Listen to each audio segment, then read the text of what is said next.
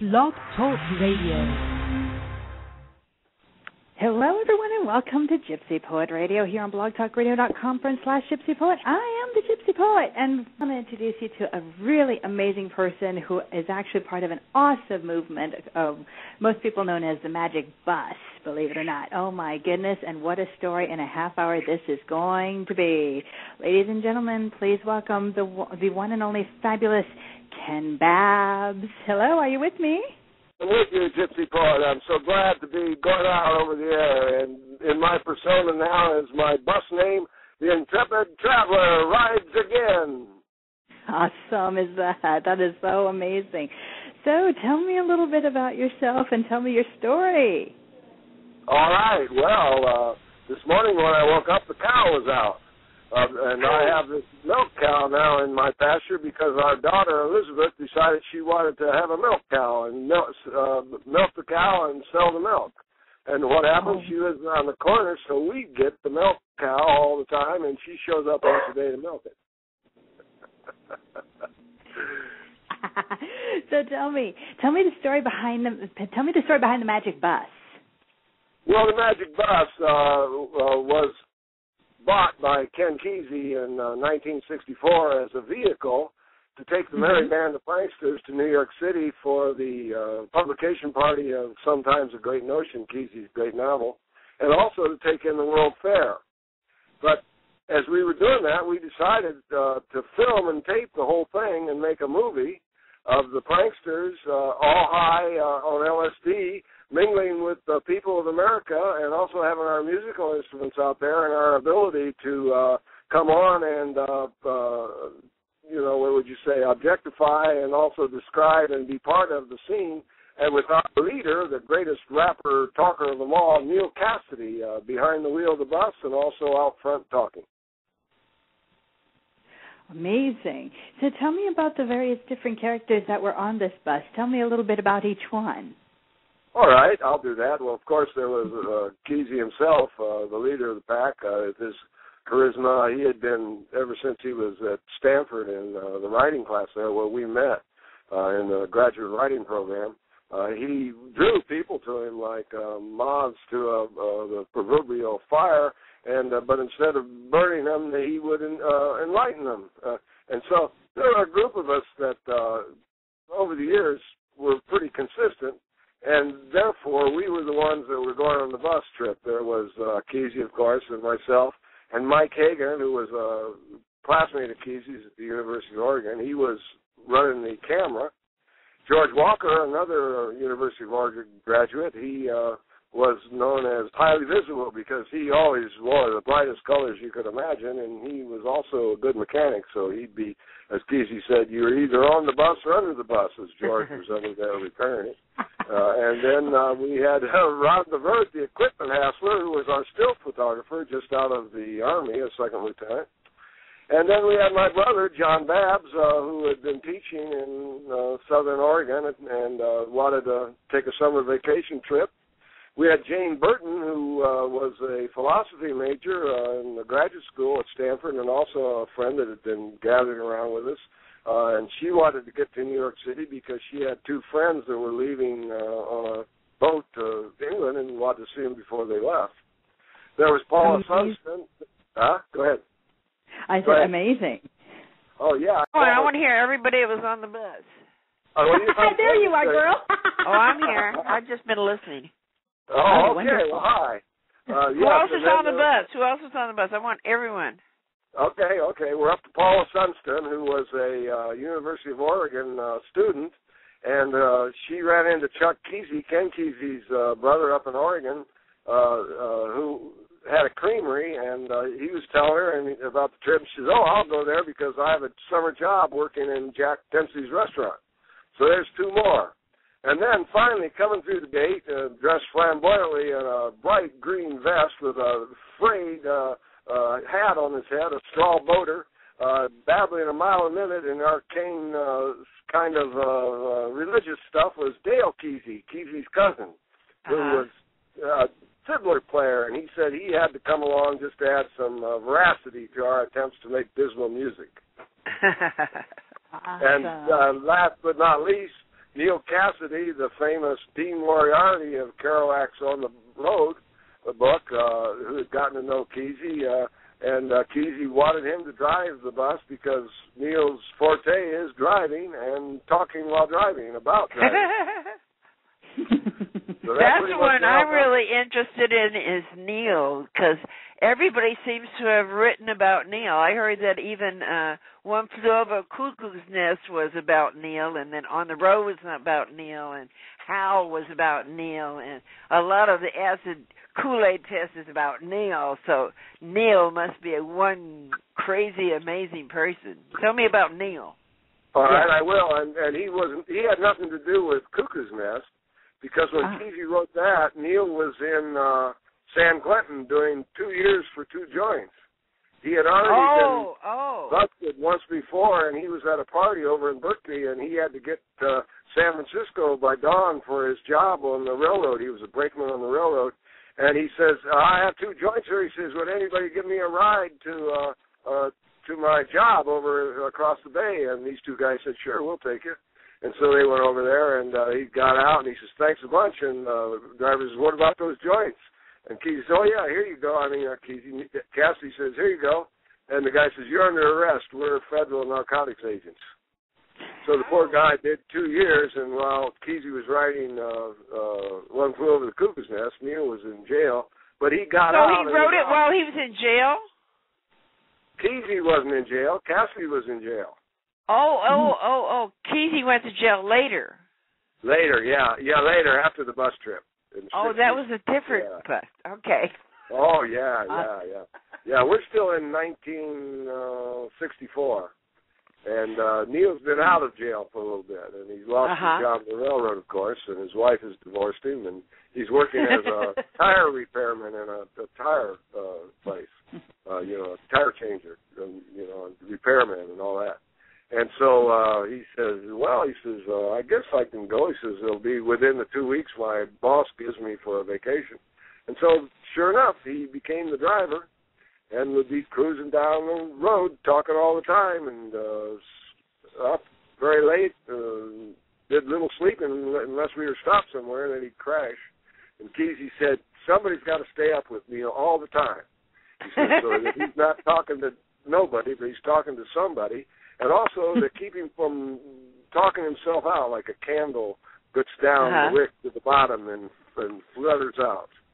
Someone alongside would keep him sane.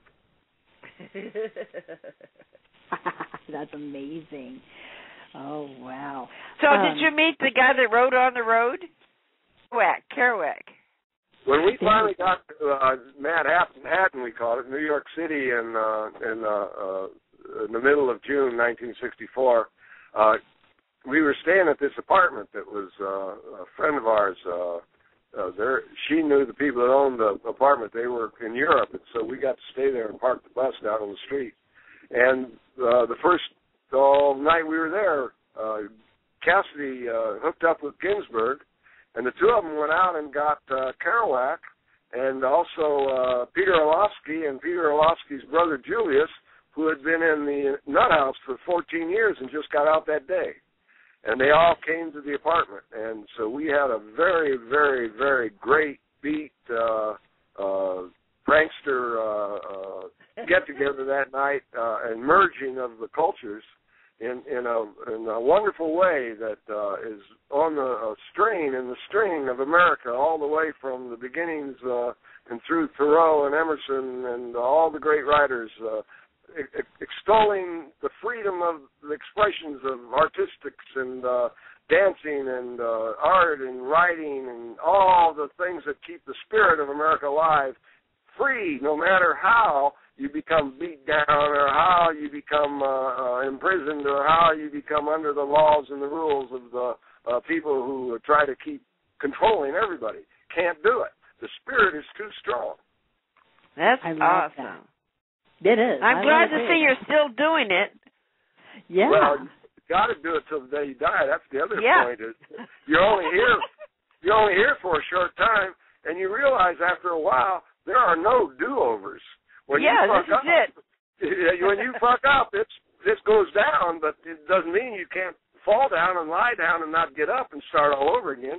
You know, one of the beautiful things about America, it's the only place in the world where you can make millions of dollars every year by failing 70% of the time.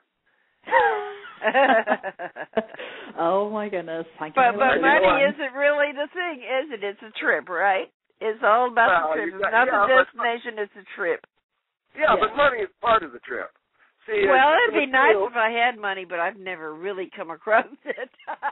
Well, you still. But I enjoy doing it. You know, you don't have to get money. I mean, it's good if you do, but if you don't, it's not that big a deal either way. Well, yeah, but like I say, it's the material world we live in, and so we have to deal with the material world. We can't ignore it. And money is part of the material world. Huh? I've managed to. Oh, get out of here. You've never gone a day without taking a leak. Huh? You've never gone a day without taking a leak. No, but I've never worked a straight job in my life, ever. Well, I'm not talking about that. I'm talking about the material world, which is everything in the world. I'm in the material world, but I'm not in the money, I got to have money world. That's just part of the material world. That's just one tiny little piece of the material world. And it's true. We don't have to let that, like many people do, dominate our lives and be the thing. Yeah, that's true. But as you take LSD and your mind starts to expand and you become more aware of how things really are, you realize that that's just the tiniest little piece and there are more important things. Kesey always said that the most important and most valuable commodity in the world is that of the spirit. He says, if your spirit is big, then you're rich. If your spirit is big. He says, that was really our job as pranksters and the bus and everything was everywhere we go to elevate the spirits of the people around us. Tell me a little bit about why you call yourselves the Merry Pranksters at that time. Well, it goes back to when Kesey and I were in grad school at Stanford, and we stayed up all night, after taking some speed, getting ready for a test the next day, and we're playing records on our record player that the record player I had in my room. And one of the records that we were listening to was Till Eulenspiegel's Merry Pranks by, who is that by? I can't remember now. Strauss, Richard Strauss. And Till Eulenspiegel was this character in 1500s who lived in this town and rode this big horse and go around all the time pulling tricks and pranks on people. Like this one night, this woman, this highfalutin rich lady who lorded it all over, he went to her house and he shoved a big potato up the sewer pipe. And after a while, he's out there and he heard this woman screaming and yelling. She came running out, this highfalutin big society gal in her nightgown all covered with shit, screaming and yelling. She's going to get the person, kill him and everything, and off he galloped. Tell you, the Merry Prankster. And so that lay dormant in our consciousnesses from 1958 until 1964, when high and loony and loaded, Kesey and I came charging down the hill in his house in La Honda, and Mike Hagan down sitting around the bonfire said, "Halt, who goes there?" And I said, "'Tis I, the intrepid traveler, come to lead my merry band of pranksters across the nation in search of a cool place." And that's when the Merry Pranksters were born. That's how the best things start. It's just straight out of the air. It's just there. It's just there. You become there. At the happening. It's right now. It's what's happening right now. That's right. And then putting that into the plot. Awesome. I like that. So we already got to know about who was on the bus, but I want to know a little bit about the trip about this particular bus. The trip itself. Tell us about the trip. That sounds good. Yeah, the trip. I want to know about that. The trip was that we had this big jug of orange juice loaded with the acid, and we'd go off like the first day. We looking for a cool place had another meaning too. It was hotter than hell, and we were always looking for water to cool off in. And so we went off the road in Arizona on the Big Sandy River and drove right to the riverside of the Wickiup River and got the bus stuck and couldn't get out of there. And so Kesey held a meeting and decided we'd film and tape there and everybody'd get high and we'd just stay there. And so that was a trip right there, quite a trip. What can I say? The algae in the water, the horses galloping across the river, and the sky turning from a wild, crazy blue to the sunset flaming red skimming across the horizon, to the tractor man that came and hooked the chain up to the bus and pulled it out of the sand. It was complete. And that was just one stop on the trip. And then there was Larry McMurtry's house in Houston, and then there was New Orleans with Moonlight Sinatra in the Absinthe Bar, where we got out all our instruments and played and sang with him. And then there was Pensacola, Florida, where one of my old Marine Corps buddies lived out in the swamp. And then there was up the Blue Ridge Highway with coming down with no brakes, and Kesey getting us all the way down to the bottom without a brake, just using the gears. And his bus name was Speed Limit. And as we got down to the bottom, we got him out, and Kesey got out my wooden sword, and he tapped him on the shoulder and knighted him. He, from then on, was Sir Limit. And then it was up the East Coast. It was a stop in Washington, D.C., a memorable drive up the New Jersey Turnpike with Cassady talking nonstop.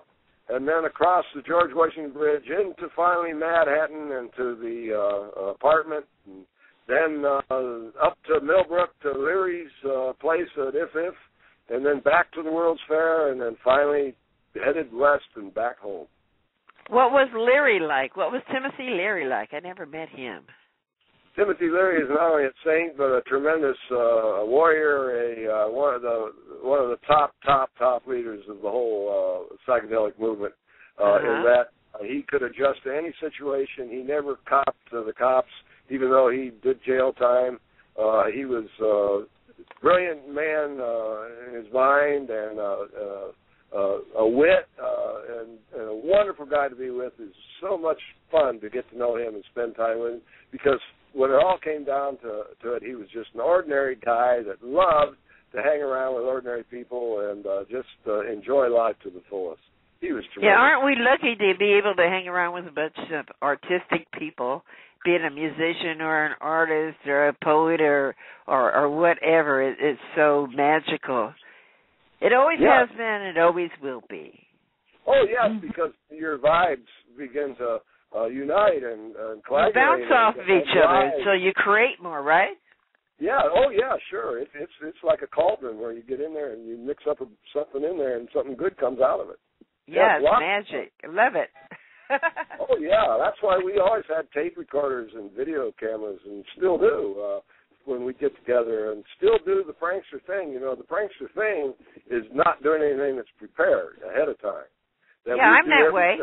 Yeah. Well, there's lots of people. Yes, we know. And when you get with other people like that, you really have a lot of fun. Yeah, it's great. It's great. I love just going in there and winging it. Yeah, sure.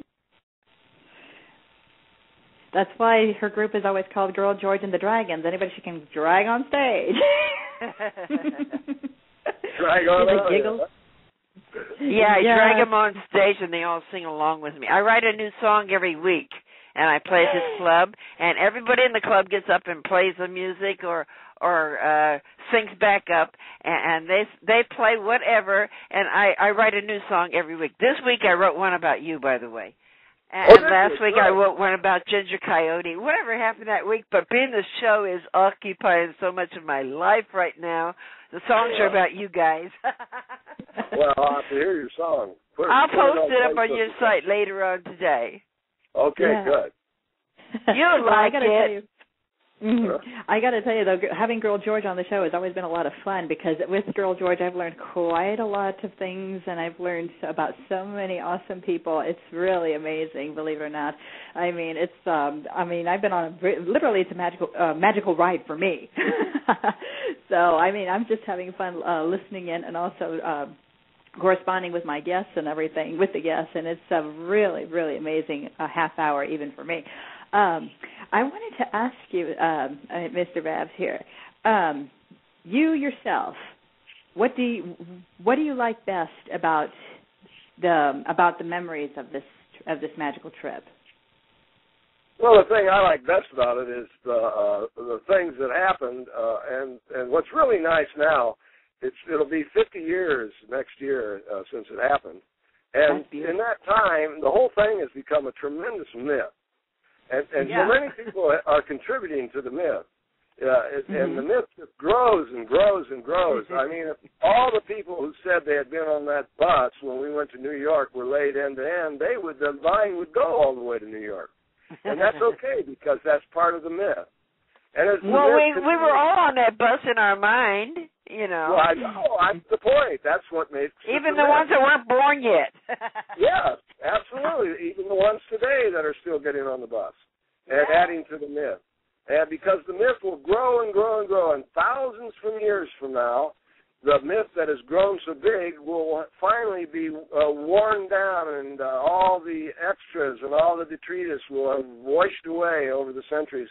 And the core will be left. And you'll be like the Knights of the Round Table in King Arthur, right? Very much so. Very much so. That's a good analogy or a good example. And to me, the one I always use, and that when it's thousands of years from now, the kernel that's left, to me, it'll be like Ulysses and those guys from the Greek myths. Yeah, it's all the same. That'll be the thing.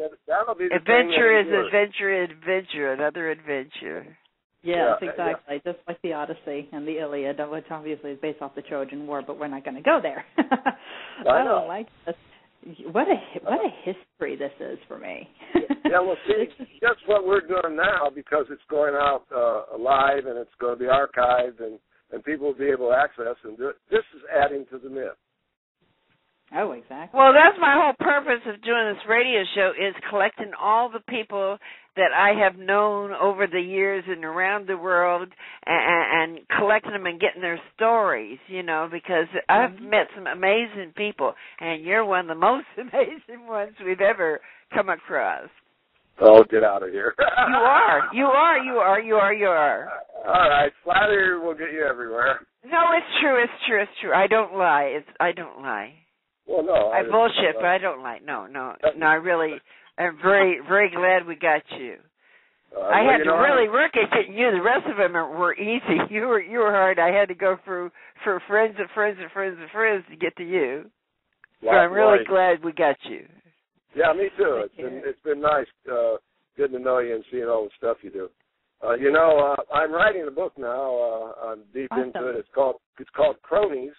And it's all about the adventures that I had with Kesey and the pranksters and our friends, starting in 1958 when I met Kesey at the grad school at Stanford, and going through to his death in 2001. And so I've been working on it for quite a while now, and I'm all the way up to 1964. I'm in the bus trip. Well, that's good. You filled in the spots that ain't been already written about yet. Because nobody knows what happened before that bus trip. You know, the history starts at the bus trip. It'd be nice to know what happened before that and how you guys got together and how you guys became what you were. Well, this book won't quite be like that. I call it a burlesque. Now, a burlesque is a legitimate literary form, and its definition is a historical occurrence embellished with inventions and exaggerations. Sounds like my life. Yeah. So this frees me from it either being a memoir or fiction. Yeah. And so this book will have stuff in it nobody will ever have seen before. because the movie's out, the Magic Trick movie, and then next year also the big biography that this guy's been working on for, I don't know, 6, 7, 8, 10 years about Kesey will be coming out. Great. And that will be the one that will be full of the facts. That's great. Well, I want to see all of them. I want to see. This is a very magical time that a lot of things that are happening right now sprang out of or grew out of. This is our roots. Well, and also here in America, traditionally, when the 50th anniversary of something comes up, it's that year it really gets a huge play. Yeah, always. Next year. We're going to see more about Kesey and the pranksters and the bus and the psychedelic revolution and the summer of love and all that kind of stuff coming up. Now I'm glad we got you first. Yeah, I know. I'm glad I'm here to participate. Leading up, it's all leading up finally to 1969 and Woodstock. Yeah. 50th year. Well, I didn't go to Woodstock. I went to Altamont myself. Oh, boy. I was right in front of the stage where the action was. Well, that was the ups and the downs of the thing. Well, I'm from the San Francisco Bay Area, so my thing was the Haight-Ashbury and the San Francisco trip and all that stuff. So Altamont's where I was at, not Woodstock. That's New York. I never was in New York. I'm a West Coast girl. Well, good. Yeah, there's nothing wrong with that. Wow, who would have known a West Coast girl who would team up with a Southern girl that make up a show like this one? I know. She's in Texas. She's in Texas, and I'm in Berkeley. And where are you at, in Oregon? Yeah, I'm in Eugene, Oregon right now, sitting on the side of the road. I've been food shopping. I go food shopping every Sunday for the week. Have you ever heard of the DeMoss family up in Oregon? Who? The DeMoss family. They were musicians back in the 1800s. They settled Oregon, and they wrote the Oregon State song. That was my great-grandfather. Oh, wow. So I have roots in Oregon. Yeah, you sure do. Yeah, I'm originally from Ohio. That's amazing. I'm originally from Ohio, and I got to the West Coast in '58 when I went to grad school in Stanford, and I said, this is it. I'm never going back to Ohio. I'm never going to live in Ohio. I've been back there a few times. Yeah, the West Coast got much better weather, because it gets hot in the summer and the mid, and it gets cold in the winter. I like it here where it's just kind of dank all the time. Yeah, I know. It is samey. But Oregon finally turned out to be the best. So we came to Oregon, and this is it. Oregon's very pretty. Yeah, and it has seasons, definite seasons. Mhm. So we've got 3 minutes left. What do you want to plug? Well, I'm plugging my new book, Cronies, which will be out in I don't know how many years. But I also have another book that's already out called Who Shot the Water Buffalo? And it is a novel, fiction, and it's about a Marine Corps helicopter squadron in Vietnam in 1962. And it has terrific verisimilitude because I was a Marine Corps helicopter squadron. No, I was just a pilot in Vietnam in 1962. Chris Christopherson did that, too. He was a helicopter driver. Who? Chris Christopherson. Oh, right. Yeah, that's right. I forgot about that. He flew helicopters. I know. One of the best helicopter songs is that one. What is it? Something. Oh, gosh, I can't remember it now. Something. He's flying the airplane over the jungle, and he's going to bring. This is going to be his last load. Treetop flying. Oh, okay. I think it's Neil Young. Neil Young. Okay, cool. So what am I doing in my last few minutes to plug? I'm plugging Neil Young. Well, this has been quite an awesome half hour. I'm really pleased. I tried to bring into the national consciousness somebody that nobody knows about. Yeah, nobody's ever heard of Neil Young. Right. Well, I don't have really much else to say except, today's Cinco de Mayo, and for supper tonight, I'm having enchiladas and refried beans and a rose. I've got a show to do down at the Long Hall tonight. It's kind of like the old diggers run this place, in Berkeley, Crescent Story Plow, and they're having a big party. And there's a Mexican center across the street, so there's going to have a big party tonight. And we're the music because we just happen to do an open mic there every Sunday, and tonight's Sunday. So we're the music for this big party that's going on the whole street. They just emailed me and told me, oh, by the way, you're the music there. So that'll be fun. Well, you remind them that a rose by any other name tastes as good as rice. Rice and beans, it is. Yeah. Oh, gosh, what a great afternoon. And okay, what 1 minute. Okay, 1 minute to go. Here we go. A shout out all the people that are still trying to keep the world alive and keep it from collapsing and doing the best they can to grow everything and to restore the soil to where it will grow. Right on. Right on. Thank you.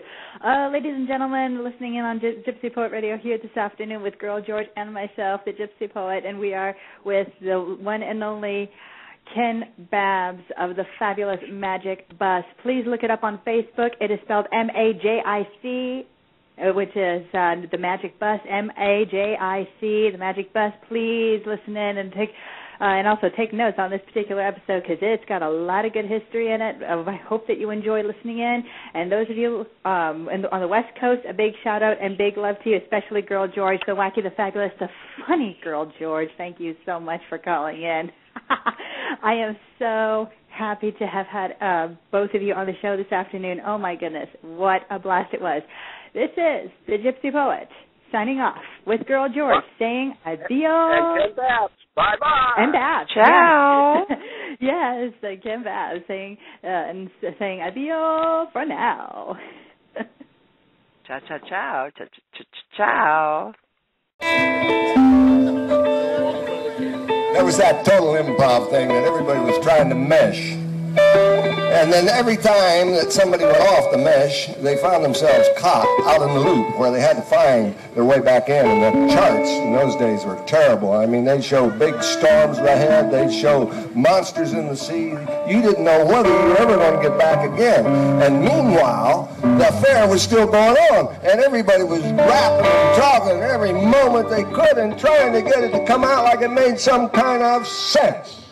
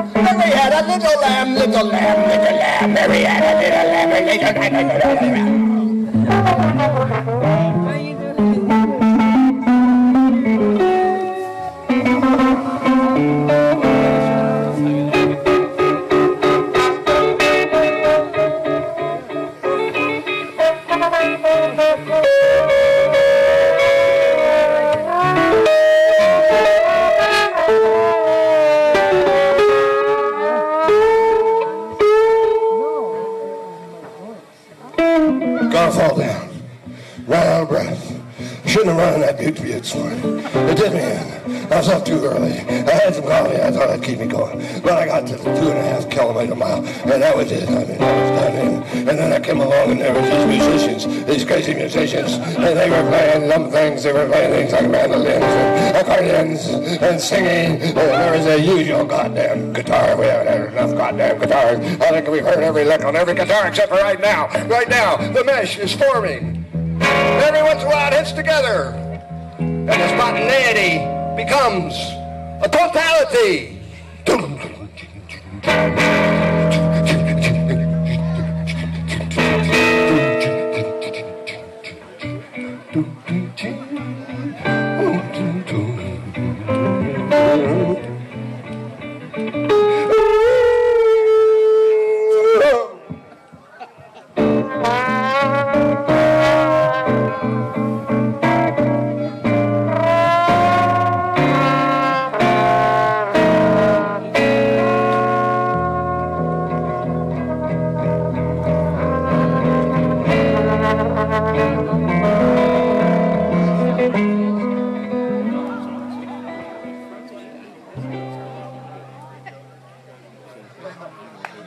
Amen.